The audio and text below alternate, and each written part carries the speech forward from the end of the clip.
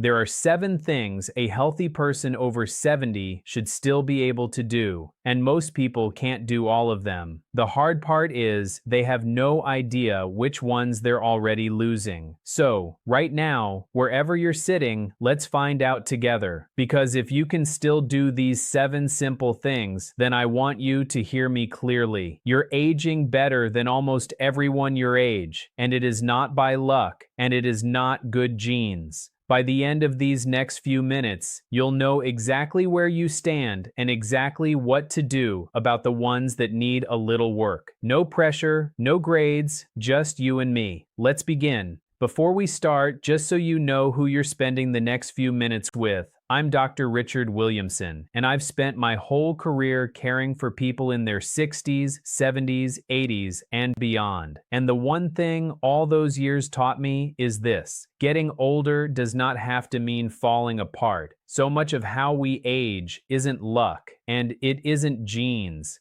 It's a handful of small things you can actually check in yourself and improve at any age. So, let's stop talking about it and start. We'll go through 7 signs together, one at a time. If you can do it, wonderful. And if you can't, no shame, no grades, just you and me finding out where you stand. Here's number 7. Marker number 7, rising from a chair without your hands. Let's begin with number 7. And it's a good one to start with because you can do it right where you are. Here's the question: can you stand up from a chair without using your hands? If you're sitting in a sturdy chair right now, try it with me. Fold your arms across your chest. Now, just using your legs, stand all the way up and sit back down without pushing off the armrests or your knees. Go ahead. I'll wait. Now, why does something so simple matter so much? Because that one movement tells me about the strength in your legs and your hips, and your legs are the foundation of your independence. They're what carry you to the bathroom in the middle of the night. They're what get you off the couch, in and out of the car, up from the garden.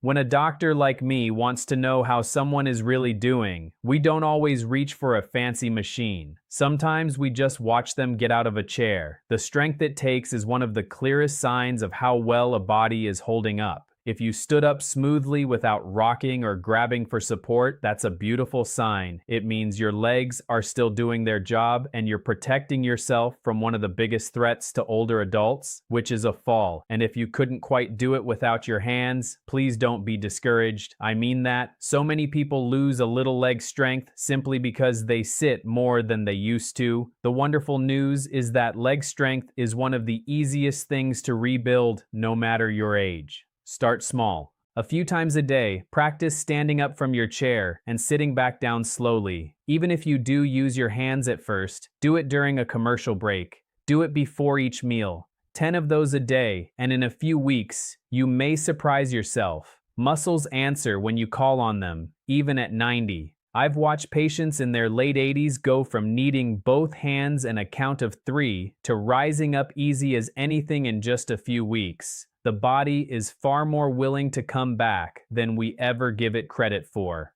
All right, that's number 7. Now, number 6 is one that almost nobody bothers to check, and yet it quietly decides whether you keep your independence or lose it in a single second. I don't want that second to catch you off guard, so stay with me and let's test it together. Marker number 6, balancing on one leg. Number 6 is about balance, and before we try it, I need you to do one thing for me, because I care about your safety more than anything else here. Please stand up next to something solid, your kitchen counter, a heavy table, the back of a sturdy chair, something you can grab in an instant if you need to. Don't do this in the middle of an open room, and if you don't feel steady on your feet at all today, just watch along with me and try it another time. There is no rush and there is no shame in being careful. Ready? Here's the test. Standing tall with your hand hovering near that counter, lift one foot just a few inches off the floor and see if you can hold it there for about 10 seconds. Then switch and try the other side.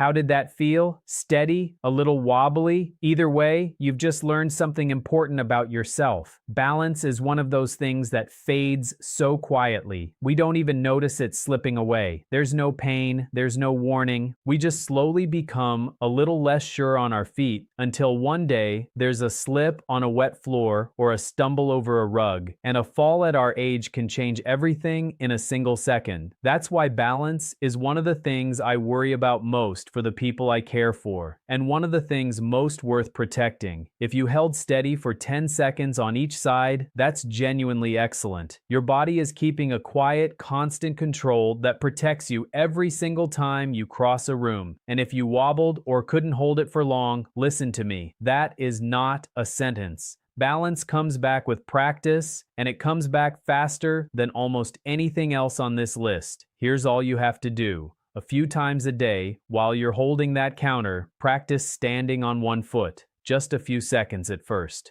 Brushing your teeth is a perfect time. Over a few weeks, your body relearns it. You're not stuck where you are today. And here's why this one is worth every bit of the effort. Protecting your balance isn't really about balance at all. It's about keeping your freedom, staying in your own home on your own 2 feet, living your own life for as long as you possibly can. Now here's number 5, and I'll be honest with you. This one surprised me more than any other when I first learned it because it has nothing to do with the part of the body you'd expect and everything to do with how strong you'll stay for the rest of your life. Let me show you what I mean. Marker number 5, grip strength. Number 5 might be the most surprising one on this whole list. It's about the strength in your hands, your grip. Let me ask you, can you still open a jar that's on good and tight? Can you carry your bags of groceries from the car to the kitchen in one trip without setting them down halfway? Now, you might be thinking, Dr. Richard Williamson, what on earth do my hands have to do with how well I'm aging? And here's the part that amazes even my own patience. Your grip strength is one of the best windows we have into the health of your entire body. Researchers have studied this for years, and they keep finding the same thing. The strength in your hands tends to reflect the strength everywhere else. Your muscles, your bones, even your heart. When grip stays strong, it usually means the whole machine is still running well. It's a little like checking the pressure in one tire and learning something about the whole car. So, here's your general test. Find a jar with a lid that's on firmly. Pasta sauce, pickles, anything. See if you can twist it open or simply make a tight fist and squeeze hard for a few seconds and notice. Does it feel strong and sure or weak and tired? If your grip is firm, take that as a wonderful sign. It usually means you're holding on to your muscle, and holding on to muscle as we age is one of the most protective things in the world. And if your hands have gotten weaker, and so many of ours do, there's good news here too. Grip is easy and pleasant to work on. Keep a soft rubber ball or even a rolled up sock by your chair and squeeze it while you watch television. Carry your own groceries when you can, instead of letting someone take them. A little honest weight in your hands is good for you. Open your own jars, even when it's a struggle. Every time you do, you're sending your body a message. I still need the strength, and your body listens. And one more thing, don't let anyone take this work away from you out of kindness. When a well-meaning son or daughter insists on carrying every bag and opening every jar for you, they're loving you, but they may also be letting a little of your strength quietly slip away. It is perfectly all right to smile and say, "Thank you, but I've got this one." Now, number 4.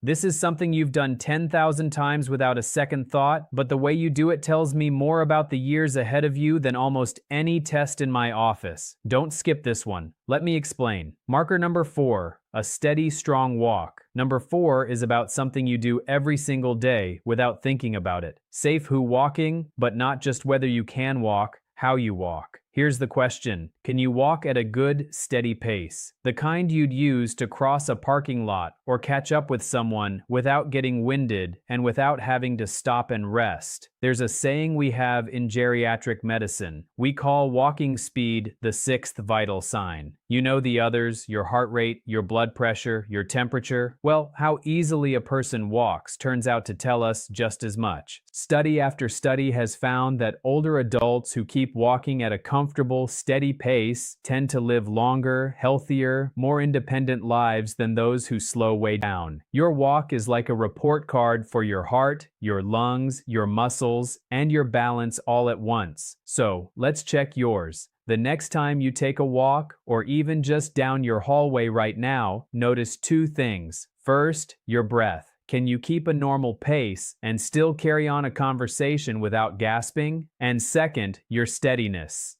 Do your steps feel sure, or do you yourself shuffling and watching the floor? If you can walk at a good clip and still chat away, that's a strong, healthy heart and a strong body underneath you. Be proud of that. And if you've noticed yourself slowing down, getting out of breath sooner than you used to, or shuffling a bit, take that gently, but take it seriously too, because this is one of the most fixable signs on the entire list. Walking is medicine. It truly is. You don't need a gym, and you don't need to push yourself to exhaustion. Start with what you can do, even 5 or 10 minutes a day, and let it grow a little each week. Walk to the mailbox and back. Walk around the block. If you get winded, slow down, catch your breath, and keep going. Your body was built to move, and it will reward you for every step. And if the weather or your knees keep you indoors, that's all right too. Marching gently in place while you hold the counter, or walking the length of your hallway a few times over, counts just the same. The point was never where you walk. The point is that you keep moving. And one more thing, if your breath feels truly hard when you walk, or your chest feels tight, please promise me you'll mention that to your own doctor. That one's worth a conversation. Now, we come to number 3, the one almost no one talks about, even though it quietly controls nearly every other sign on this whole list. If you've been waiting for the one that ties it all together, this is it. Stay right here. Marker number 3, real restful sleep. Number 3 is one we hardly ever talk about, and we really should, because it quietly touches everything else on this list. It's your sleep. Here's the question. Do you still sleep through most of the night and wake up in the morning feeling reasonably rested? Now let me ease one worry right away, because I hear it from my patients all the time. As we get older, our sleep naturally changes a little. We tend to sleep a bit lighter, to wake once or twice in the night, and to rise earlier than we did at 40. That much is completely normal, and it's nothing to be afraid of. What we're really checking here isn't whether you sleep like a teenager. It's whether on most mornings you wake up feeling like the night actually restored you, because that is exactly what sleep is for. While you rest, your body is hard at work, repairing muscle, steadying your heart, calming the inflammation of the day, and your brain does something truly remarkable. It quietly washes itself clean, and it files away your memories for safekeeping. That's why one bad night leaves you foggy and short on patience, and why steady, restful sleep protects your mood, your memory, and your heart all at the same time. Good sleep is not a luxury at our age. It's medicine you give yourself for free every single night. So, here's your gentle check. On most mornings, do you wake up feeling refreshed, or do you drag yourself out of bed tired no matter how long you're lying there? If you sleep well and wake up rested, that's wonderful. Guard that habit like the treasure it is. And if your nights have gotten restless, if you lie awake or you wake at 3 o'clock in the morning and just can't drift back, please don't despair, and please don't simply accept it as your lot in life. So much of this responds to small, kind changes. Try to go to bed and get up at about the same time each day, even on the weekend. Get a little morning light on your face when you wake. It sets your body's inner clock. Keep the afternoon coffee to a minimum and your bedroom cool, dark, and quiet. And give yourself a calm half hour to wind down before bed, away from the bright television. One more thing, and it matters. If you snore loudly and wake up gasping for air, or you feel worn out no matter how much you sleep, please mention that to your own doctor. Sometimes there's a real treatable reason behind it, and it is very much worth finding. Rest is where the body repairs itself. And now leave the body behind and turn to number 2. The one thing people your age tell me they fear losing more than anything else in the world. But before you let that worry settle in, stay with me, because I have something genuinely reassuring to tell you about it. Marker number 2, a sharp, curious mind. Number 2 is about your mind, your memory, your sharpness, your ability to learn. Let me ask you honestly, can you still follow a conversation and remember what was said? Can you recall the names of people you've recently met, at least most of the time? And here's the one I really care about. Are you still learning new things? A new recipe? A new card game? The name of a new neighbor? How to video call your grandchildren? Now, before we go any further, I need to put your mind at ease about something because I see the worry in so many of my patients' eyes. Forgetting where you put your glasses or walking into a room and blanking on why you came in, that is normal. We all do it at every age. A busy 50-year-old does it too. That kind of everyday forgetfulness is not the thing to fear. What matters far more is the bigger picture. Are you still curious? Are you still engaged with the world? Are you still picking up new things, even slowly? Because here's something wonderful that we used to get completely wrong. For a long time, people believed the older brain was finished growing, that you couldn't teach an old dog new tricks. We now know that simply isn't true. Your brain can keep forming new connections for your entire life. Every time you learn something, every time you challenge your mind, you're quite literally building it stronger. In that way, the brain is like a muscle. Use it, and it answers. I once had a patient who took up the piano at 79, never played a single note in her whole life before that. 2 years later, her family told me she was sharper than she'd been in a decade. That wasn't a miracle. That was a brain doing exactly what brains do when we finally ask something of them. So how do you check this one? You don't need a quiz. Just ask yourself, in the last month, did I learn or try anything new? And if the honest answer is no, not a single thing, that's not a failure. It's an invitation. If your mind feels sharp and curious, keep feeding it. Stay in the habit of learning. Read things that make you think. Do the crossword. Play cards with friends. Have real conversations about real ideas. A sharp mind isn't luck. It's a mind that gets used. And notice something. Nearly everything that keeps the mind sharp also brings you closer to other people. The cards, the conversations, the classes, the phone calls. That is no accident at all, and it points us straight toward the last sign, the most important one of them all. And if you felt yourself getting foggier or pulling back from things because they feel like too much effort, please be gentle with yourself. And then take one small step back toward the world. Learn one new thing this week, just one. A new word, a new song, a new way to cook an egg. Call someone and ask them to teach you something.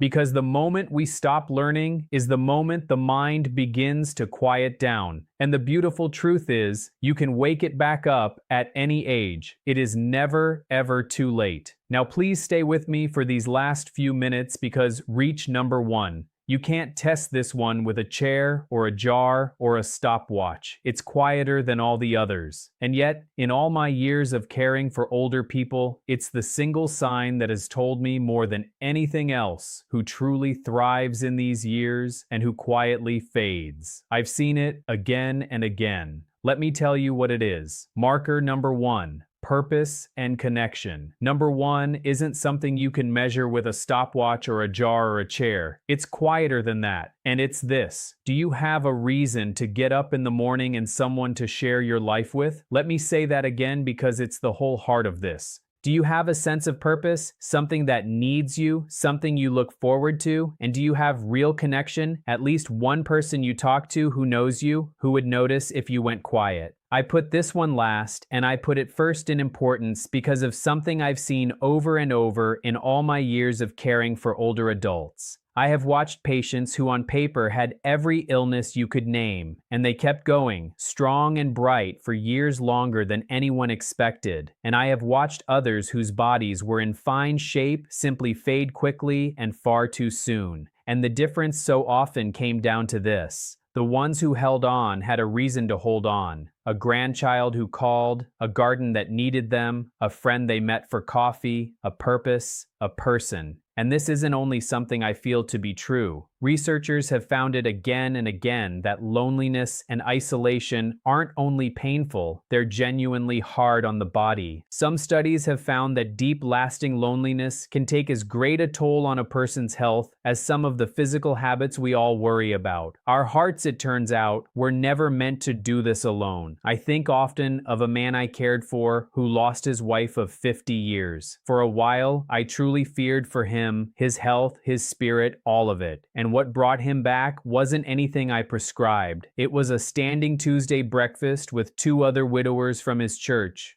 3 old men, eggs and black coffee every single week, rain or shine. That breakfast did more for his health than any medicine in my bag ever could have. And I know, believe me, I know that this is the hardest one for so many of you because by our 70s and 80s, life has taken people from us. A husband, a wife, old friends, the world can grow very quiet. If you are watching this in a home that feels emptier than it used to, I want you to know that I see you. What you're feeling is real, and it is not your fault. But please hear me on this, because it's the most hopeful thing I'll say today. Connection and purpose are not gone for you. They can be rebuilt at any age, from any starting point, and it does not have to be grand. Call one person this week just to hear their voice. Say yes to one invitation you normally turn down. Find one small thing that gives your day a shape. A walk you take at the same time each morning, a plant you keep alive, a neighbor you look in on. Give 1 hour somewhere that people are glad to see you. And if reaching out feels frightening, and it does for so many of us, especially after years of quiet, then start smaller than you think you need to. A wave to a neighbor, a few kind words with the cashier, a letter to someone you've lost touch with. Connection is a muscle too, and it comes back the very same way the others do, one small, brave repetition at a time.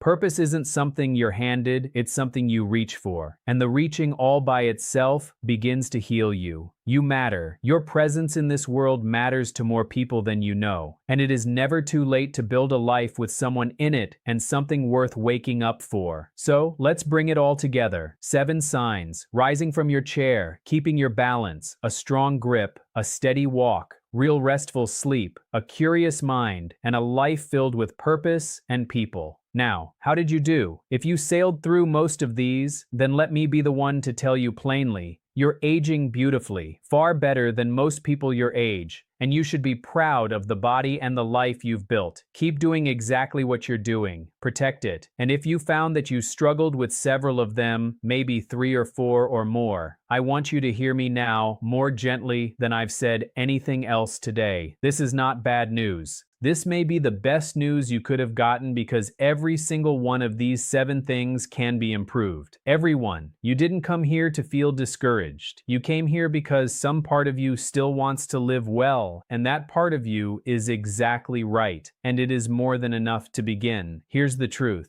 I've spent my whole career learning, and I'll leave it with you. Aging well was never about luck, and it was never about your genes. It's about a handful of small kind things you do for yourself, again and again. A few chair stands before dinner, a few seconds of balance at the counter, a jar you open yourself, a short walk, a good night's rest, one new thing to learn, one person to call. That's it. That's the whole secret. And not one of those things depends on how old you are. You can begin today, right now, exactly as you are. So, pick just one to start with. Just one, the smallest one, and do it tomorrow. If this was helpful to you, if it felt like someone was finally talking to you like a whole person, then stay with me. Subscribe and come back, because I'll be right here, week after week, walking through this season of life alongside you. You don't have to do this alone. We'll do it together. And whatever you decide to do, please don't wait. Not for the perfect moment, not for more energy, not for Monday. In all my years, the people who aged the best were never the ones who waited until they felt ready. They were the ones who started small today and let it quietly add up day after day. So, let today be your today. Take good care of yourself. I truly mean that. And I'll see you in the next